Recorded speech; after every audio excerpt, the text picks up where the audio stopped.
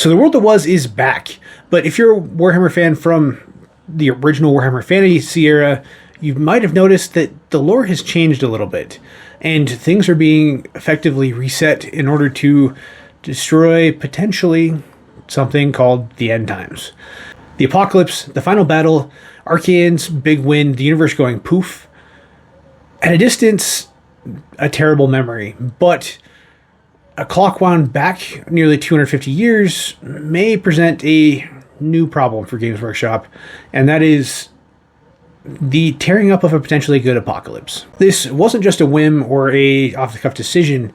For years, the End Times was considered a fact and canon that led to the new game system of the Age of Sigmar. But for all of the Old World and Fantasy fans, this was something that they were not okay with. It actually led to a lot of issues with Games Workshop and its fans kind of having a large rift in the fantasy community, leading to issues with Age of Sigmar that really forced people away.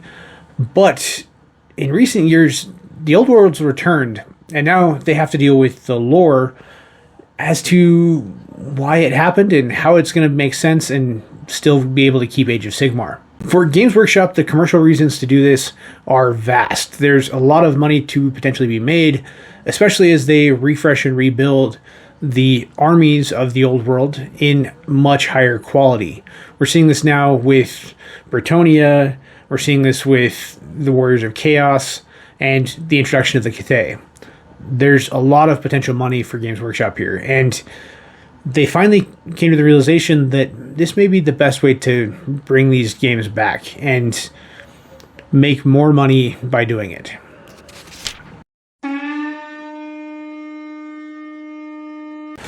To really get why this reset was such a big deal, we need to remember what the actual end times were. The original Warhammer Fantasy saga ended with a cataclysm known as the End Times, a final grand gesture from Games Workshop where the forces of chaos led by Archaon finally succeeded and won. But this wasn't just a simple win for chaos. Archaon actually brought along the complete destruction of the planet. The old world was shattered, that its gods were slain, its people destroyed, and its heroes fallen, with the exception of a few that were saved by Sigmar in his new deific form, creating the world of the Age of Sigmar. For years, the world of Warhammer Fantasy was closed, it was dead, and it was not coming back. But just a few years ago, that kind of changed. While the ending felt absolute, it painted a narrative into a corner, leaving the Age of Sigmar a abrupt change that completely shut the world of Warhammer Fantasy into its own little box that was long dead. But there were still a lot of fans that were interested in it and were still playing the game long after its death. This put Games Workshop in an awkward position where bringing back the old world could be quite lucrative, but they had to find a way to make it happen. And this resulted in a new timeline. But before we dive into the new timeline, I need to talk about our sponsor who made it possible for me to concentrate through all the research to make this happen, and that is W Energy. I have become an energy drink fiend over the last decade or so. I've struggled to find one that I really like. But with my sponsor W, that all changed almost overnight. I was able to find energy drinks I like the Japanese yuzu flavor and Japanese soda and all that fun stuff, as well as really cool drinkware. I've become a fan of Rewritten lately, and they did just collab with them for some really cool bottles and things like that, as well as cool merch. So if you want to try out a clean, healthy energy drink that has a lot less negative effects than anything else, the only thing you're going to get from W is a caffeine boost, unlike a lot of the other energy drinks where you're going to be feeling sick, or sometimes they just taste horrible, and you want to look cool drinking it, just like I do. Check out w.gg and use code WARGAME, which you're going to pull up right here, for 10% off. w.gg, code WARGAME. If you enter that code, you'll get 10% off your first order, as well as any subsequent orders as well. And that goes to help sponsor the channel today, and have to give another shout out to my longest sponsor, W, once again. So, let me get some more energy, and we'll get back to the video. So, where are we now? With the start of Warhammer the Old World, the in-canon year is 2276 by the Imperial calendar. This is not a random date. It was a very specific chosen date, 25 years before the Great War Against Chaos, where literally everyone on the planet was at war.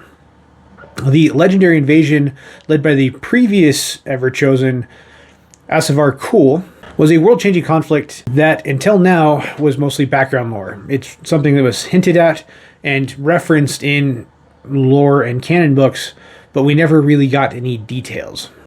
In 2276, the world is familiar, but it's a pressure cooker. The Empire is a mess, fractured by centuries of civil war, with no emperor on the throne. Powerful elector counts are vying for control and power. Meanwhile, the Knights of Bretonnia are living in a golden age of chivalry, ruled by the long-living king, Loren Orcslayer. This specific moment in history is a whole point. It's a tense piece. The big players on the board are preparing for war, seeing the seeds of a legendary conflict that's soon to approach. But most of the world is distracted in their own little sandboxes. This is the perfect place for Games Workshop to set the stage and prepare for a long-running lore odyssey. Kind of like the Horus Heresy is being done for Warhammer 40k, this is kind of the stage setting for what eventually becomes the Age of Sigmar. Also, by picking this date and time, it allows all existing players to bring in their factions as well. Every single one of the factions that existed in Warhammer Fantasy exists in this time period. So, besides some named characters, you can play your army straight up without any problems. And this was a calculated move by them. They wanted to keep it familiar enough to draw in the players that enjoy it, while potentially picking up new players from Age of Sigmar or any of their other IPs. From a business standpoint, why was this particular time frame chosen? And for this, the answer is simple.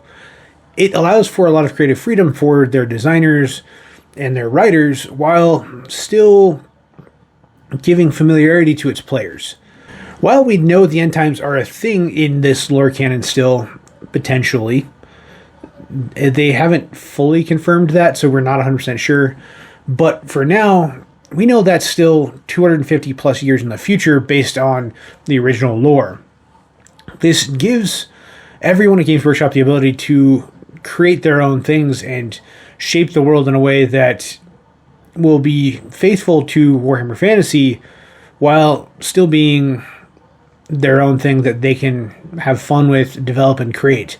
Because we're not locked into characters, well, most characters that were alive at the end times, we'll likely see the creation of a lot of new characters and new growth that plays better into this lore and is something that the developers of Games Workshop can have a lot of fun with. And more importantly, it lets them shine. It lets the classic factions stay strong, which we saw in the original launch box with the Tomb Kings and Bretonnia, while setting a stage for redesign and rebuilds, as well as introductions of other factions. This lets them dive deeper into groups like the Tomb Kings of Khemri, who in Warhammer Fantasy were often sidelined in the lore, being just a slight nefarious bad guy, while at this point, Cetra is awake, he's active, and he's sometimes even fighting beside people who he hates in order to stop the invasion of chaos.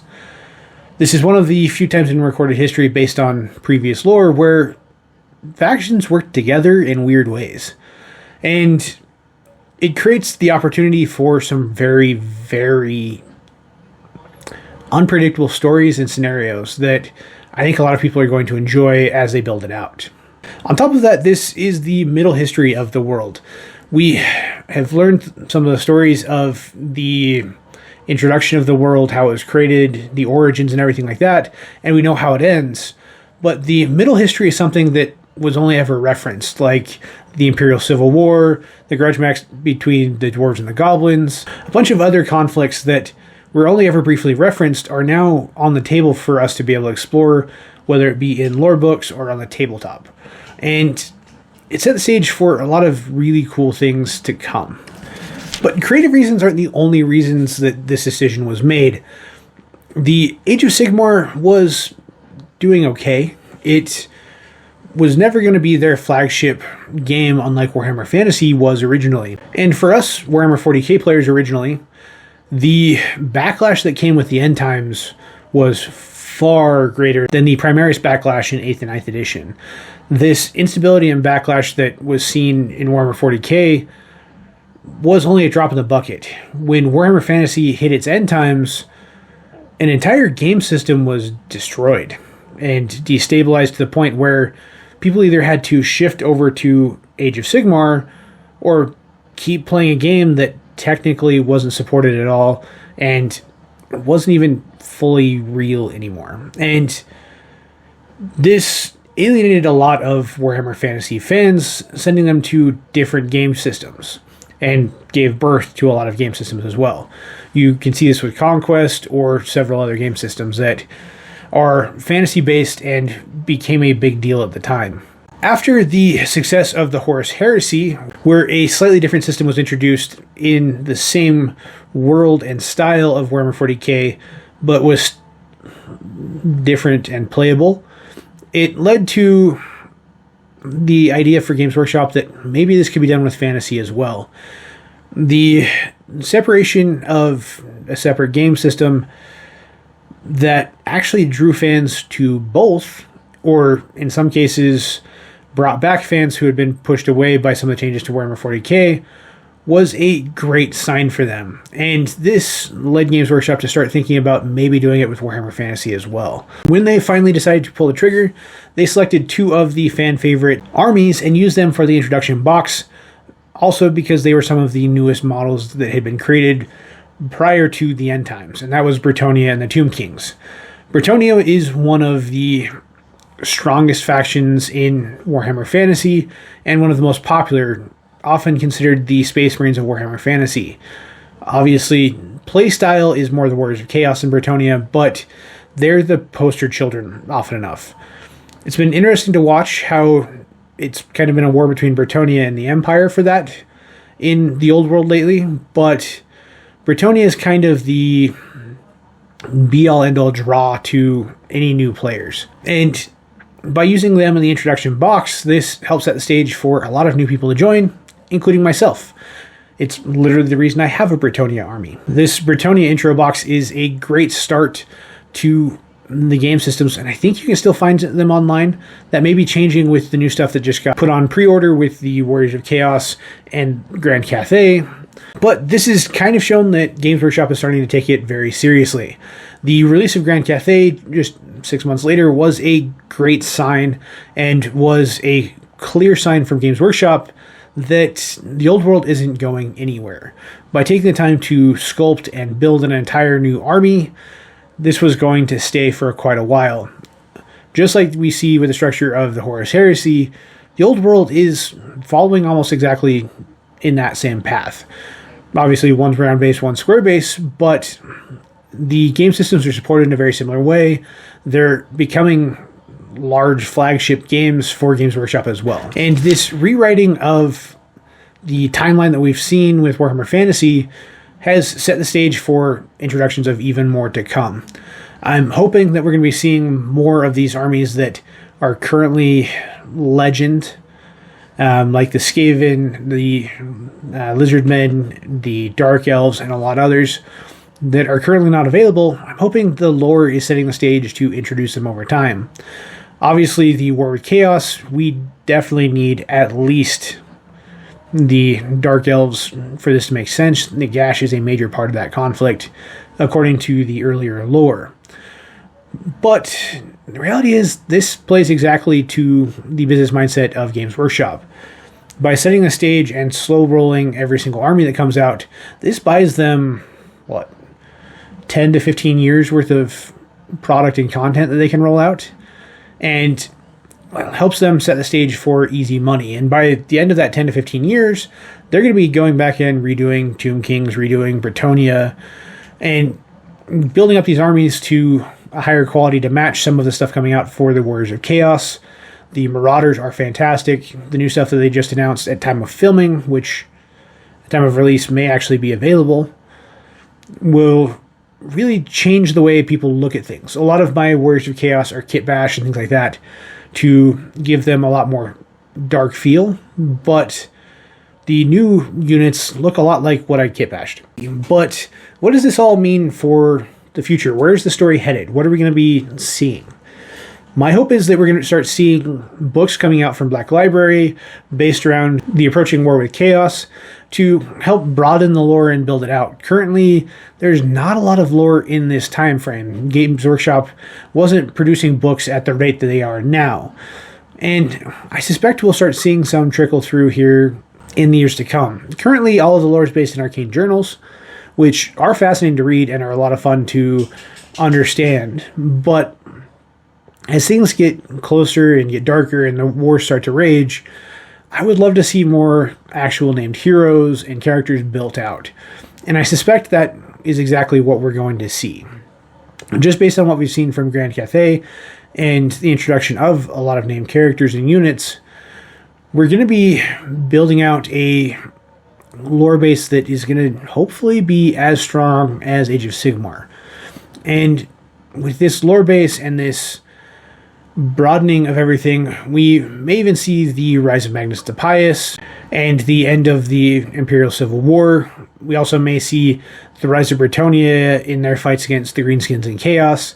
And the Great War of Chaos may also introduce Kislev and several other units and several other factions which currently don't even exist on the tabletop. And all of this is a great opportunity for Games Workshop. So let me know in the comments below what you guys think will happen with all of these timeline changes.